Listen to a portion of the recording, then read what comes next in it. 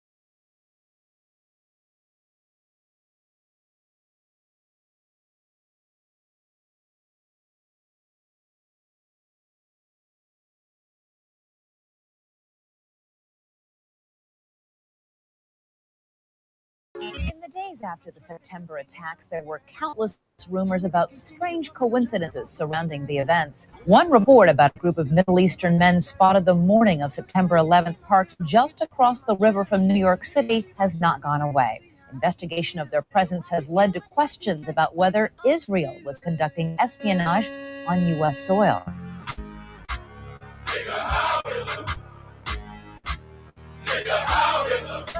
They don't understand the things I say on Twitter. They don't understand the things I say on Twitter. All my niggas Nazis, nigga. If I don't run your media, someone else will. If I don't edit Wikipedia, someone else will. If I don't limit your reach, someone else will. If I don't censor speech, someone else will.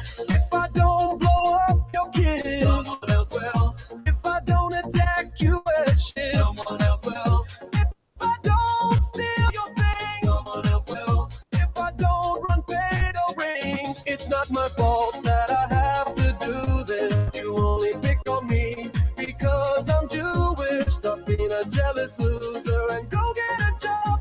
Everyone wants a strong mind, but most people refuse to build the body that protects it. The Stoics understood this.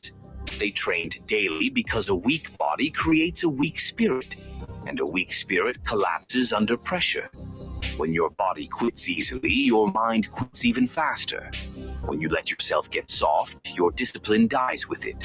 But when you train, truly train, Your thoughts sharpen, your emotions steady, and your will becomes dangerous. A strong body isn't about vanity. It's armor.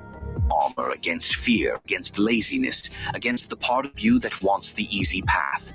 If you want resilience, train. If you want clarity, train. If you want to control your life, train. Because the person who cannot command their own body will never command their mind.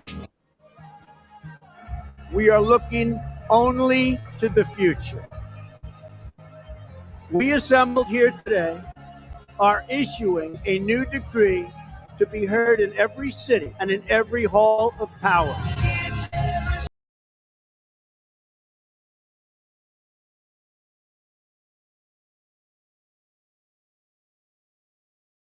A new vision will govern our land. From this day forward, it's going to be only America first.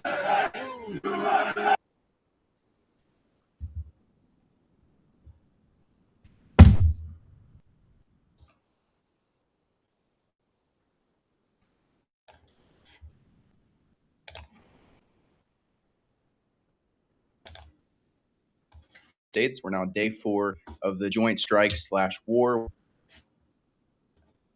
Welcome back to the Kacee Allen Show, guys. Glad to be back with you guys on this Friday night. We have a lot to talk about. We're going to be getting into the Iran war because we didn't get a whole lot of time to talk about it this past week, really earlier in the week because of everything else going on. And I'm sure you guys saw yesterday our show talking about the Michigan shooting, the synagogue shooting, and also the Old Dominion shooting that ended up happening a couple hours apart and took up pretty much the entire news day yesterday. So today, with that being said, we're going to hop into the Iran war coverage, day 14 and 15, because it's midnight. Technically, it's actually Saturday now. We're going to talk about everything that happened on day 14 and everything we know as of now in the first couple hours in day 15. But from what we know in the last couple of days that we really haven't covered, that's been developing and really game-changing in this entire ordeal between the United States, Israel, and Iran is that the Strait of Hormuz, I mean, I'm sure you guys have noticed with the gas prices increasing, has been shut down with Iran threatening the United States and Israel, mainly the United States, but it's a global thing, so it affects everyone, basically with higher gas prices if they actually decide to overthrow the country and do not stop with their strikes. That started with Operation Epic Fury just a few weeks ago. We are now 2 weeks exactly for when the first strike occurred. So there was the Strait of Hormuz, which is extremely detrimental. We're gonna have to see. We're gonna see how long that actually is until Iran actually, gives in to the United States demands, or if they just go down with the ship, because it looks like that might be the case, considering the religious leader of 80,000 people in that country have been or was killed, Khamenei, and it's still a question whether his son, who was recently appointed, is even still alive, as U.S. sources have claimed that he's possibly injured from strikes earlier this week. So with that being said, we also know that there is a total of, I think it's 2,000 to 3,000 total strikes between the United States and Israel. And we've seen a total of 1,300 civilians killed on the Iranian side between the United States and Israel's attack, including the 175 school kids that were killed in there was a strike in a school in Iran. And it was first believed that this was by Israel, but it was actually the United States who committed this attack.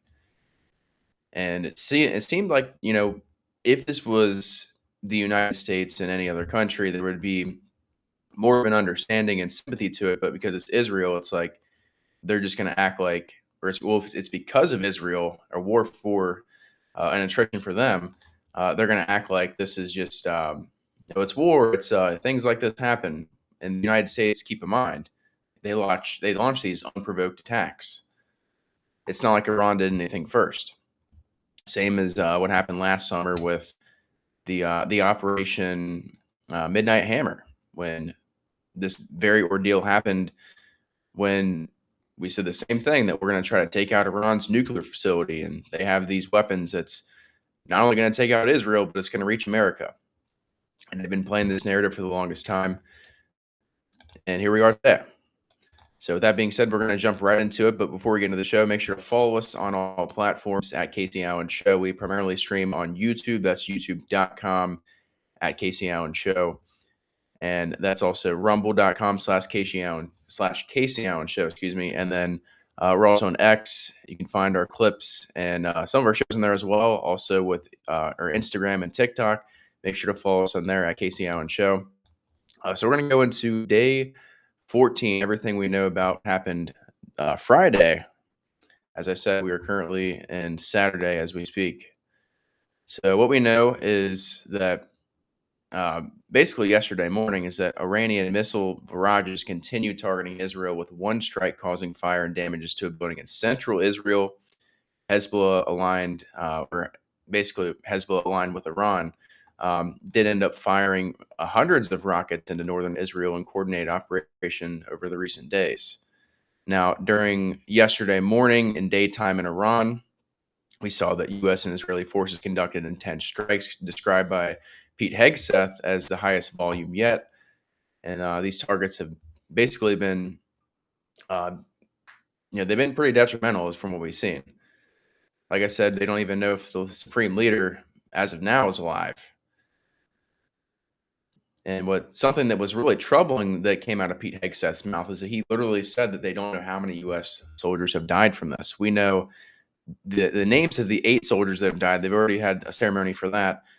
And there was rumors that an additional 8 after that died in Iraq with a fueling accident. But they've yet to give the names or really give the total amount. But like I said, Pete Hegseth was asked by a reporter and would not give the total amount. Very sketchy, very sketchy. And I think it really does show there's a lot of dishonesty on the U.S. side here.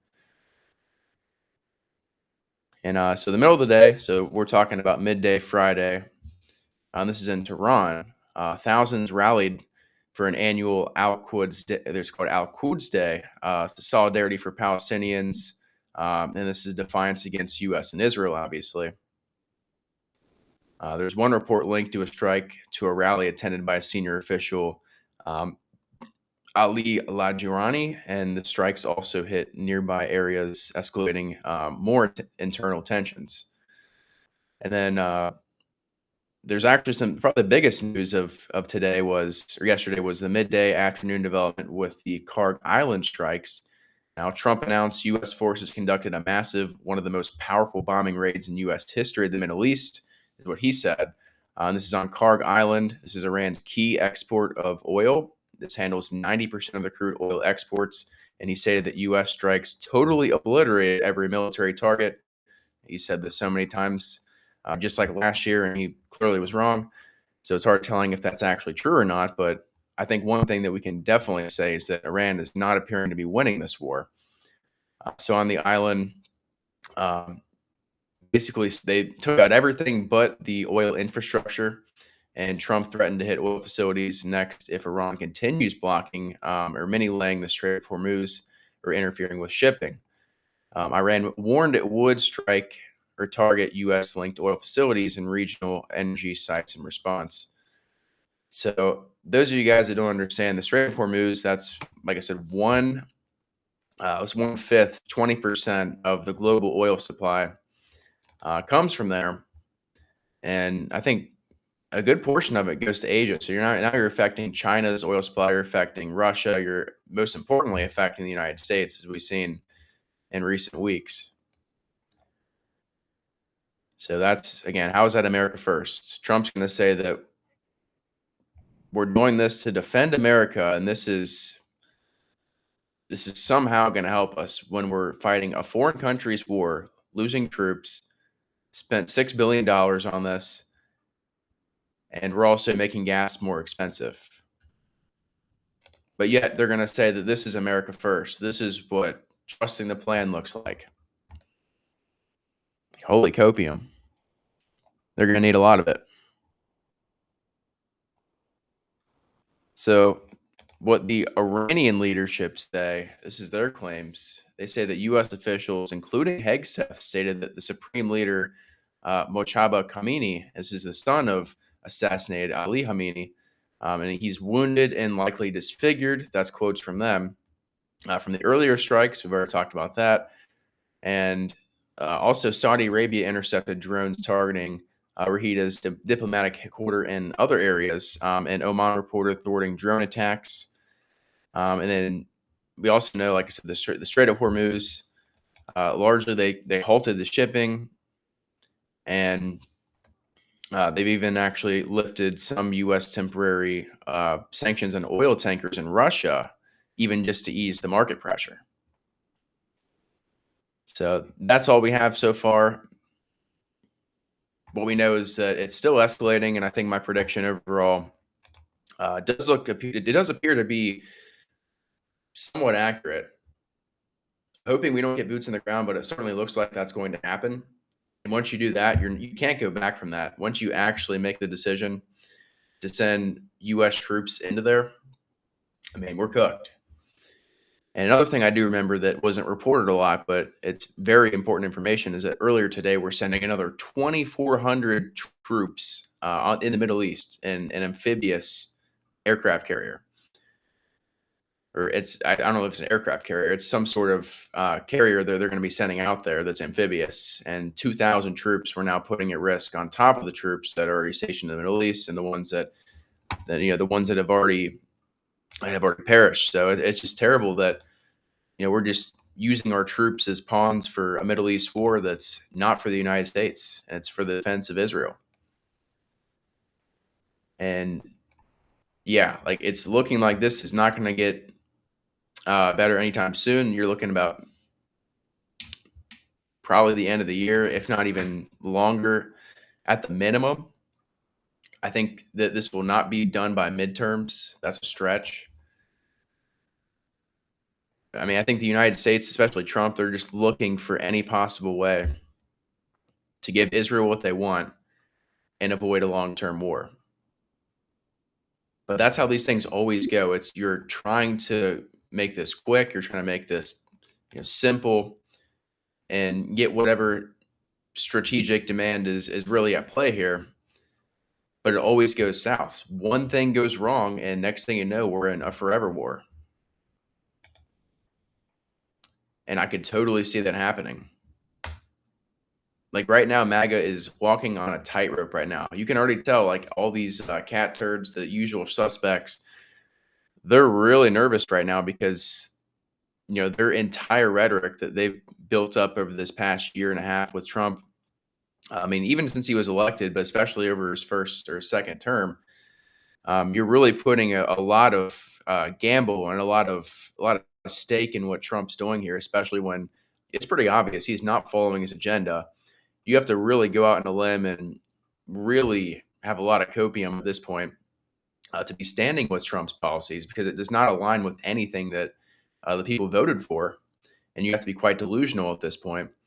And I think really also what it is, Fox News and cable television, they know their viewers so well that they can just propagate them with just total boomer slop, because they know how they work. They know how their brains think. And of course, they're going to find a way with these true social posts or just some way to get these people to think that everything's okay and everything Trump's doing is fine.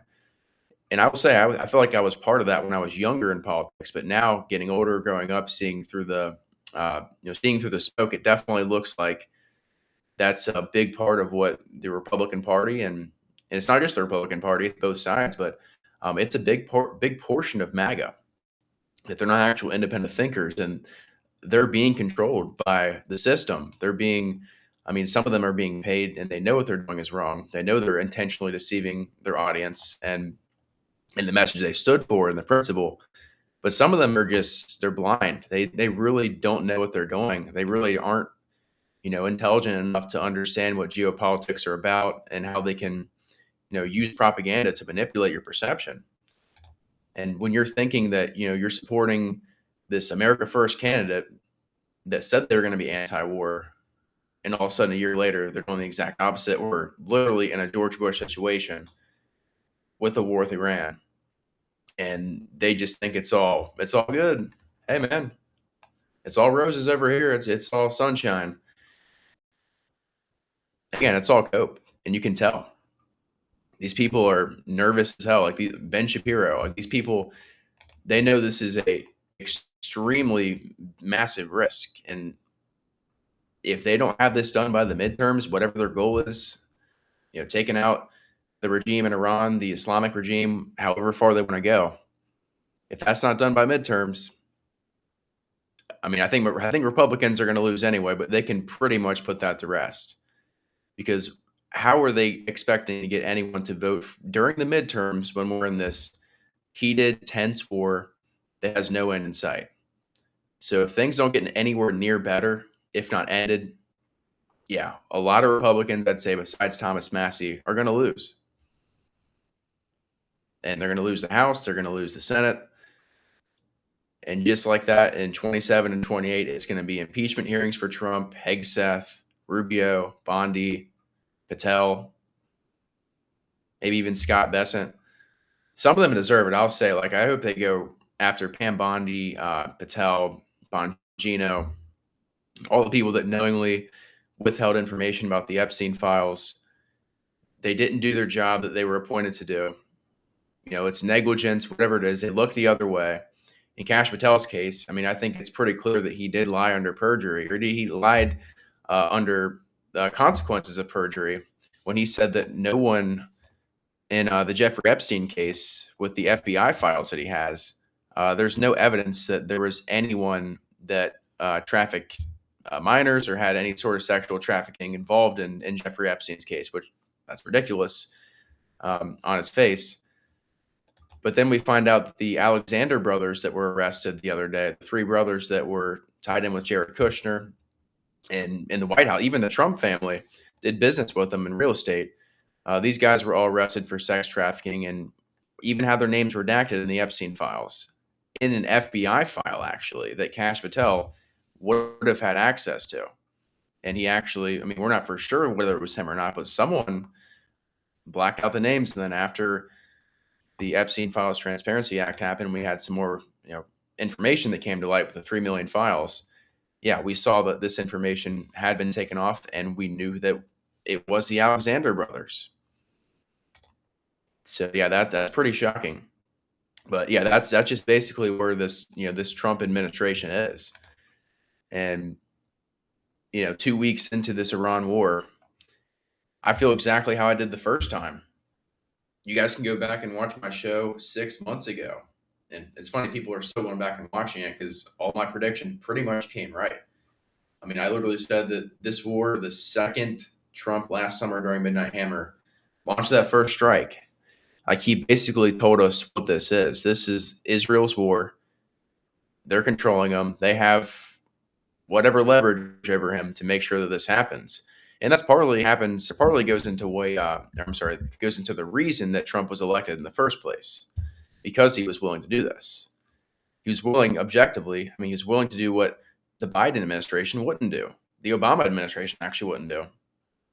I mean, that's the only credit I'll ever give them, because they wouldn't go as far as Trump would for Israel for these Middle East wars, even though, Biden, Obama, they are not innocent bystanders at all. Obama in Syria, we had complete disaster under Biden with, foreign policy, whether it was the border, Russia, Ukraine.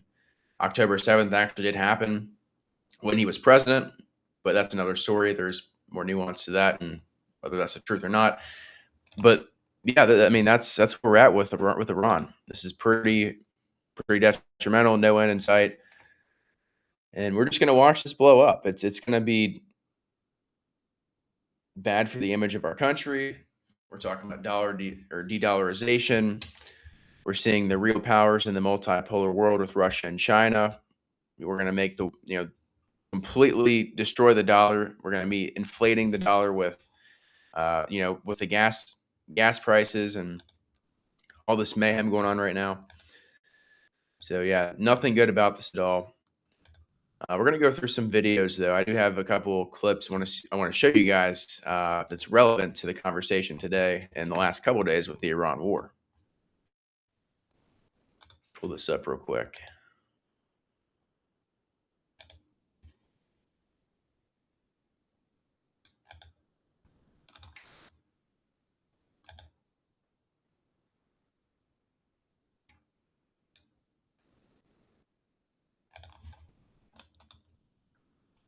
But yeah, while we're waiting for a second, make sure to follow us on all platforms at Kacee Allen Show, youtube.com/@Kacee Allen Show. We're always on YouTube primarily with all of our shows.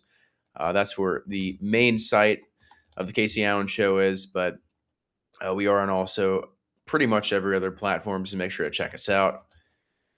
But like I said, it is pretty wild where we're at in the country.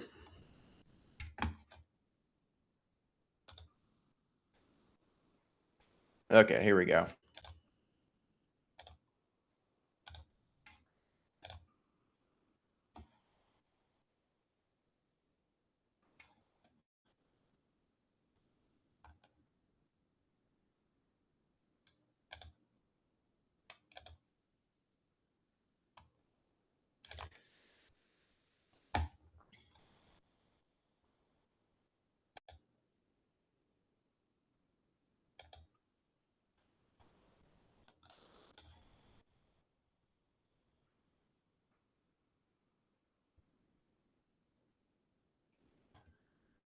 But yeah, it is pretty wild though.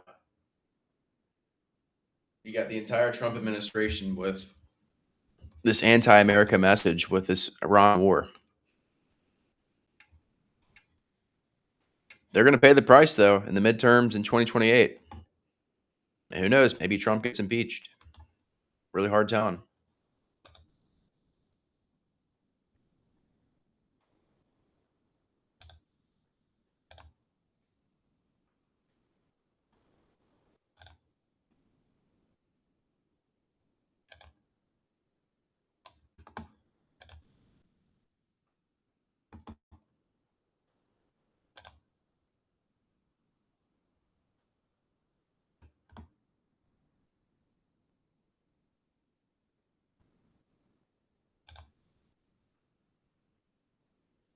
Okay, sorry for the wait, guys. Here we are.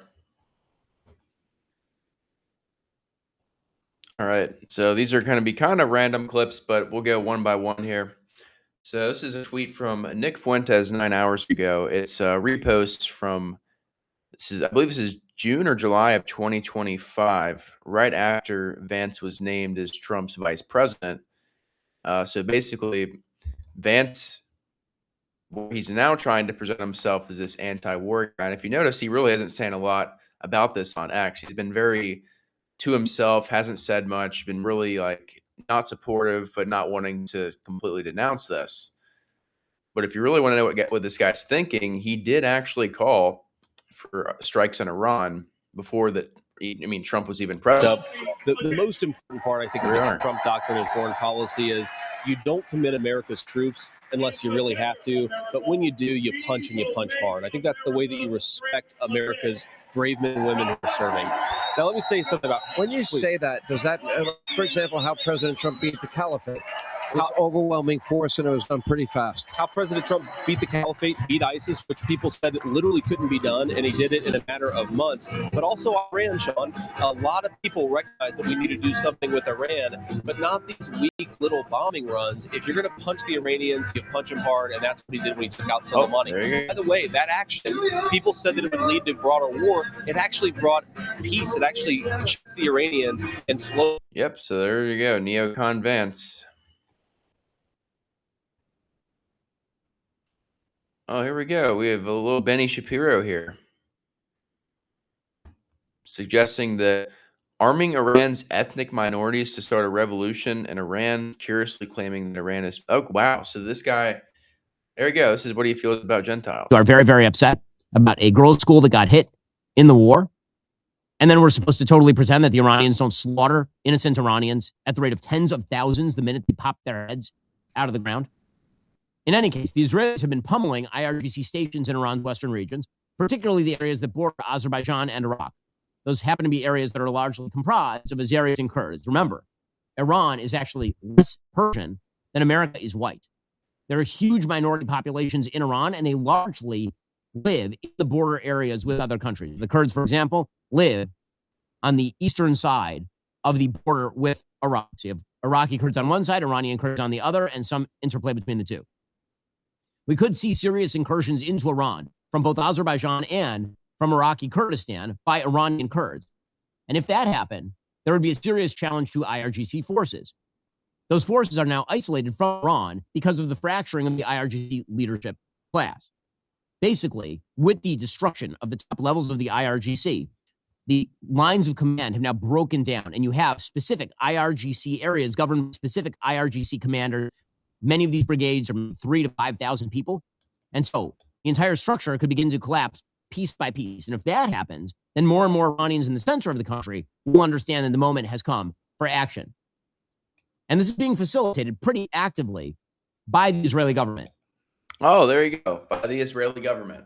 So just like they always do, is they try to get two different sides to fight against each other. They orchestrate all this. And then they're the ones that benefit off it. And the two sides that they got to fight against each other, well, they're shit out of luck. So there he is. He's saying the quiet part out loud. That's Ben Shapiro for you. Warmonger, Israel first, traitor to this country. Yeah, he does not belong here.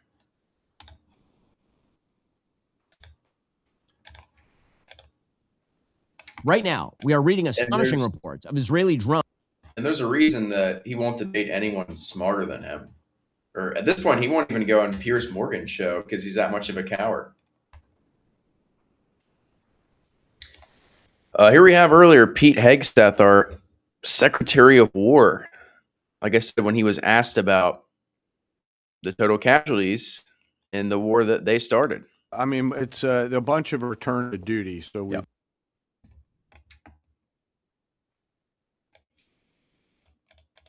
had the large majority have gone in for some medical treatment and return to duty.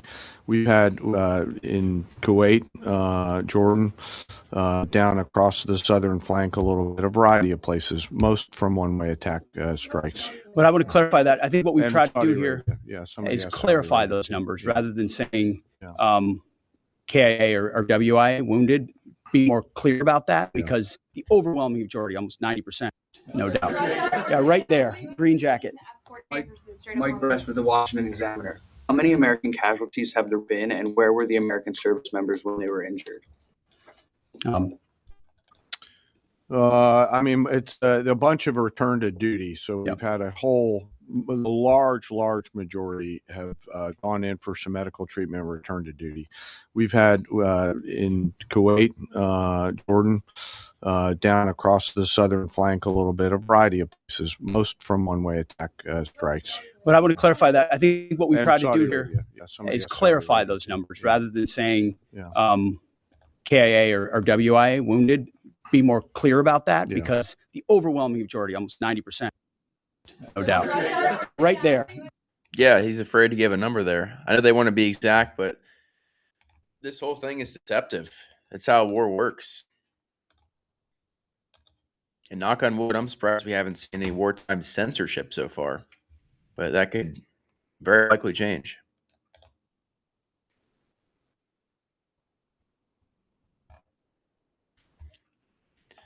So yeah, that's the rest of the clips there.